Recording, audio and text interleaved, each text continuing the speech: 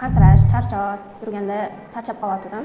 Keyin o'sha tug'ruqdan keyin yuragim bezovta bo'ldi. Meni reanimatsiyaga olishdi. Reanimatsiyada menga o'sha yurak yetishmovchiligi, o'sha suv yog'gan, o'pkada suv yig'ilgan, yurak kengayib ketgan. Shunaqa tashxis qo'yishdi. Keyin yo'lda ozgina vaqt yotib, menga keyin Alijon akani tavsiya qilishdi. Alijon aka meni shu kungacha o'zlari lecheniya qilib, davolab, meni hozir ahvolim yaxshi. Nega aynan bu bemorni ko'rsatyapmiz? Bemor 27 yoshda, o'tgan yili 15 sentyabrda egizak farzandlarini kesillik yo'li bilan dunyoga keltirgan.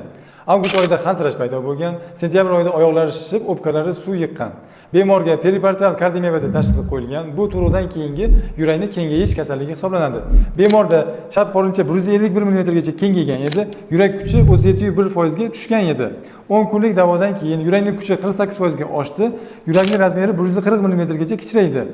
8 oy davomida 7 xil tabletkani ichib yurdilar, kuzatuvda bo'ldilar.